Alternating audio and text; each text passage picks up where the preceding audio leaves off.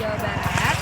Dan di sini aku nggak sekedar menghabiskan akhir tahun, udah kelar ya akhir tahunnya, nggak sekedar menghabiskan jalan-jalan, tapi di sini aku juga mengunjungi salah satu sekolah namanya SMK Bakti Karya Parigi yang ada di Pangandaran. Dan ini adalah salah satu sekolah dengan konsep multikultural. Mau tahu sekolahnya seperti apa? Yuk kita masuk ke dalam sana. Well, kita udah nyampe di sekolahnya ya kan, bisa dilihat dan bisa dilihat dari sana. Ini salah satu bangunan sekolahnya seperti apa, ya udah langsung kita ke dalam belajar lagi. Kalau kata orang di sini kalau kata orang di sini itu belajarnya sekolah rasa PAUD.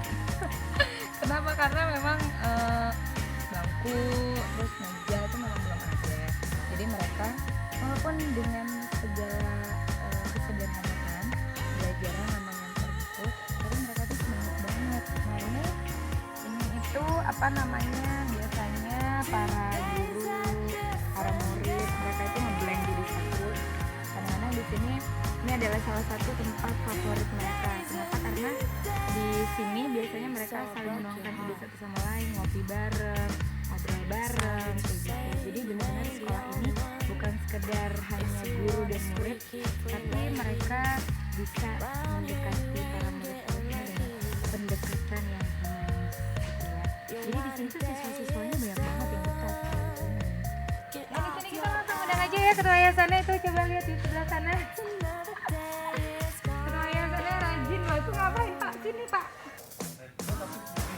Ya terserah saya, bahasa saya. Pak ini lagi direkam. Bagus. Pak harus sebutin semuanya Pak. Ahok. Agus, Ahok, satu lagi. Ahok. Satu lagi. Ahok. Nomor 3. Nggak boleh gitu ih. Oh, Agus. Ya udah. Oke, selesai. Jadi Bapak harus ngikutin saya ya, aturan saya. Oke, siap? Oke, dalam. Oke, tes dulu biar nggak selagi. Oke, kita di sini udah ketemu langsung sama ketua yayasan SMK Bakti Karya Parigi yang ada di Pangandaran. Dan perlu diketahui nih ya, perlu diketahui nih, kalau misalnya ternyata yang bernama Ainur Hidayat atau yang biasa disapa dengan AI atau AI itu ya. Nah dia ini adalah seorang lulusan S1 Komunikasi yang ada di Universitas Paramadina, yang tak kenapa kebanyakan orang, kebanyakan fresh graduate ketika mereka udah lulus, mereka biasanya mencari pekerjaan di international company atau misalnya di NGO dan segala macam. Tapi sosok yang satu ini, ya Allah kok gue kayak bagus banget gitu memperkenalkan ketua. Lu kelihatan intelek nggak? Biasa aja. Nah, tapi yang satu ini, ketua yayasan yang satu ini, dia memilih untuk balik lagi ke kampung halaman yang ada di Pangandaran ini.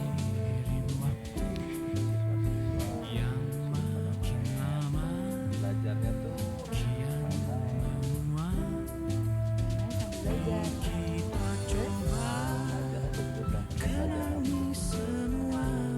Terus dia pagi-pagi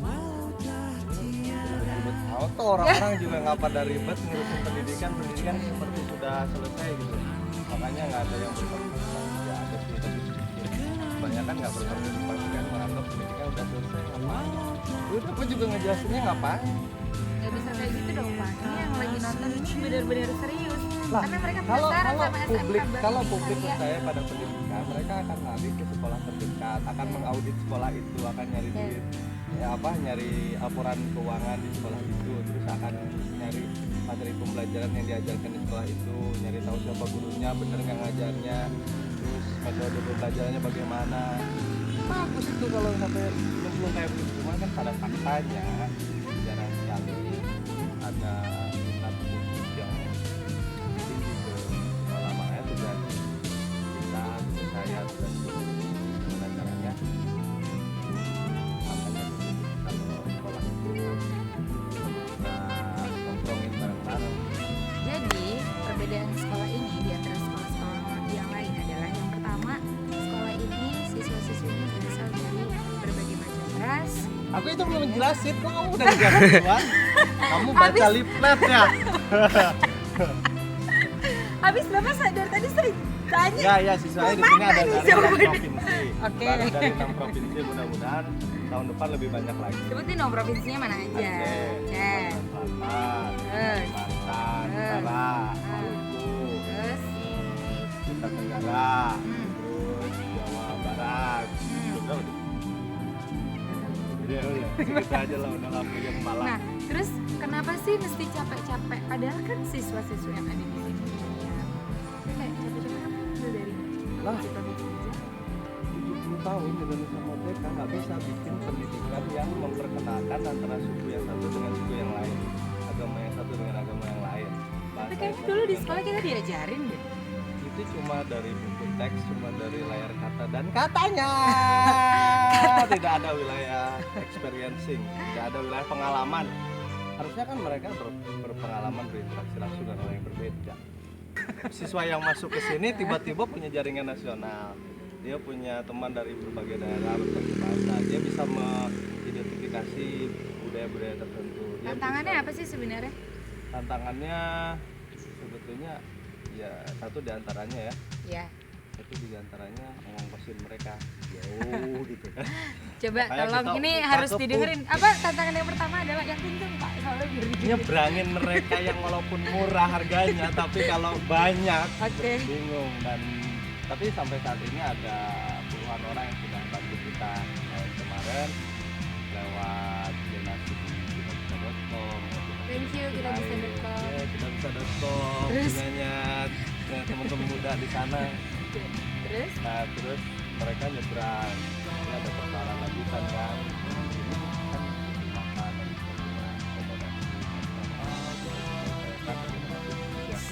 jadi kita ajak kalangan-kalangan muda yang telah menikmati pendidikan untuk nengok ke belakang. Ya, ada adik-adik kita nih yang dan hanya dengan 50.000 perak gitu kayak makan sate tumpah. Nah, itu Pak, sih. contohnya kenapa harus sate? Kenapa nggak bakso? Karena harga satu porsi sate sekarang rata-rata sekitar 50.000.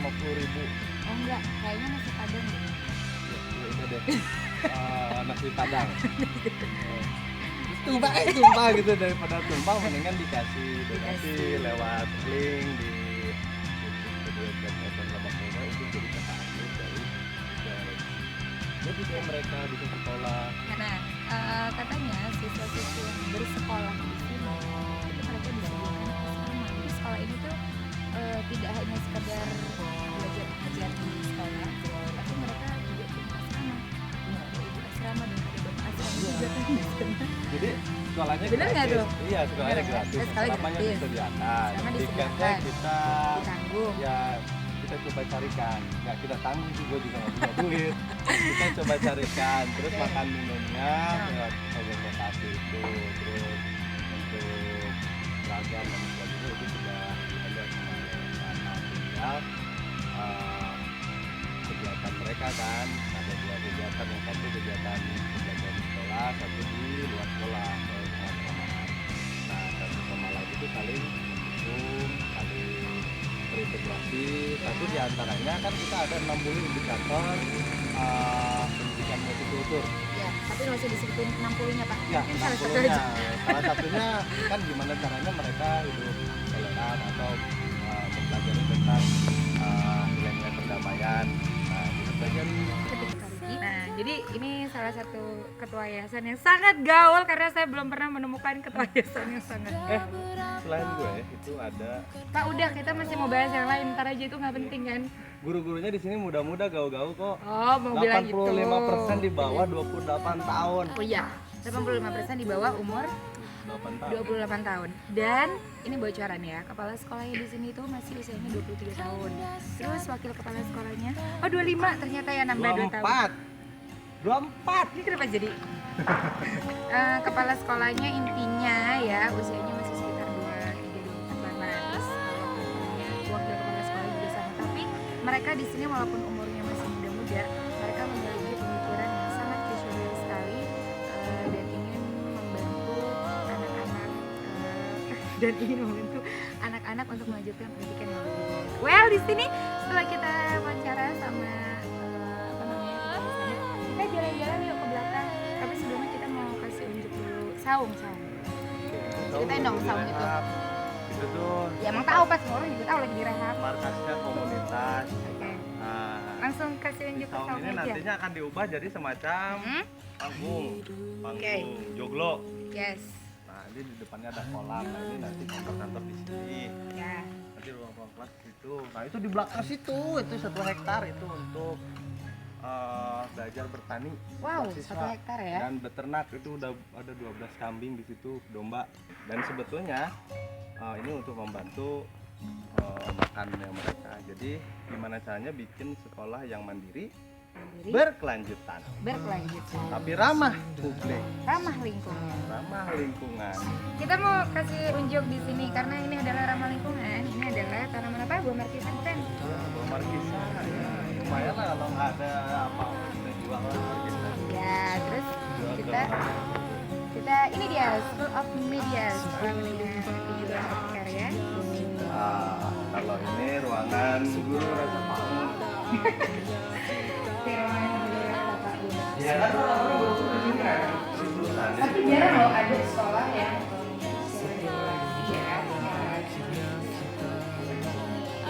Oh, tapi ini mau ada gambar tengkorak, gambar John Lennon, gambar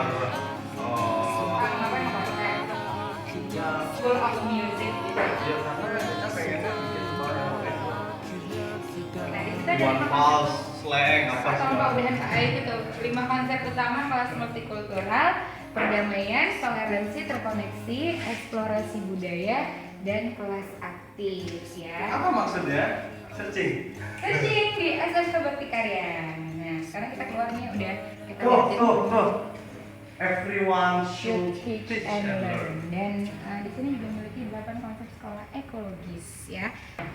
Harap tenang, sedang melaksanakan ujian, tapi ujiannya udah selesai. Nah, ini perpustakaannya. Tempat bermain sudah diraflis sekaligus tempat belajarnya siswa-siswa. Lihat deh. Tuh, Dan harus kursinya. berantakan. Kalau nggak berantakan tuh nggak seru. Oke. Iya. Oke. Tuh. Yang mana yang SpongeBob? Aku tahu. Kamu ini kan lagi bersedih hati. SpongeBob yang mana? Aku tahu. Ini. Bukan. Ya sudah lah ya, itulah ya. Jadi ini ruangan perpustakaannya, apapun alasannya, pendidikan haruslah menyenangkan. Itu tuh di atas. Iya sih, udah baca tadi. Nah, sekarang kita bakalan jalan ke belakang. Di belakang sana tuh ada berbagai macam tanaman. Nih siswa-siswa yang garap. Kalau saya garapannya di situ. Ini siswa-siswa yang gerak. Ya, Ini cuma ini tanaman kan apa? lagi panen, habis panen kemarin. Panen apa? Baru ditanamin ulang. Ada terong, ada cipir, ada banyak macam-macam.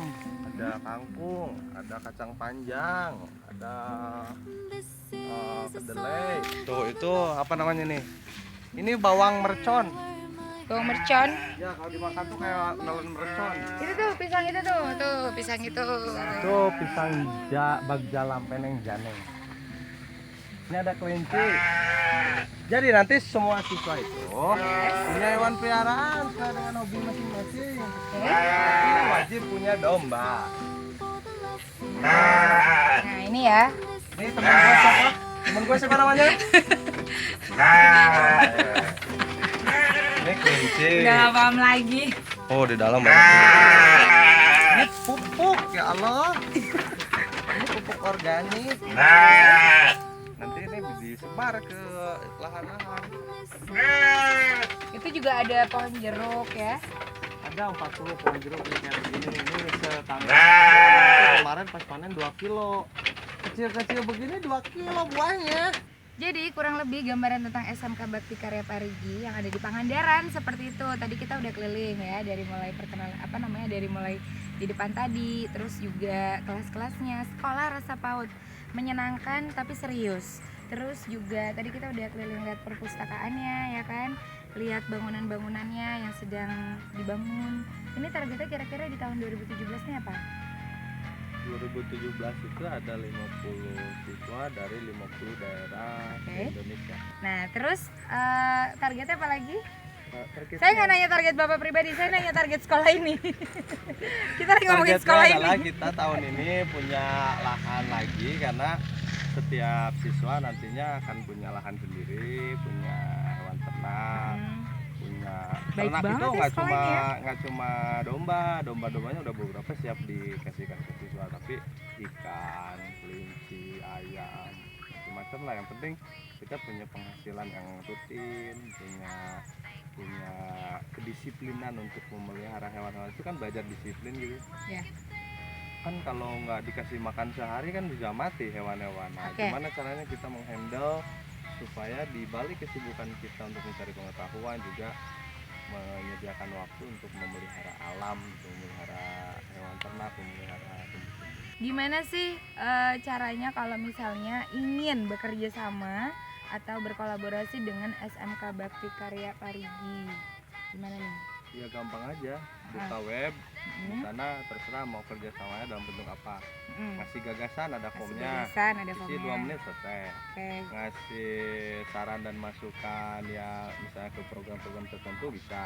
Oke. Mau ngisi kelas profesi langsung, tinggal Oke. isi formnya, lihat tanggalnya disesuaikan dengan kebutuhan ke luang waktu gitu ya. Oke. Bisa. Terus bisa donasi juga. Nah, donasinya. Donasi ada yang rutin, Bakti Karya Velo namanya. Oke, Bakti Minimal Karya Velo. 50.000 per hari. Per hari.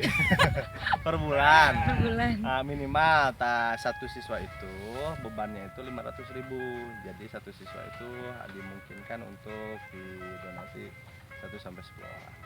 Nah, terus ada juga donasi yang tidak terbatas gitu ya. Maksudnya tidak rutin, terserah Bakti Karya Live namanya. Rekeningnya ada di website.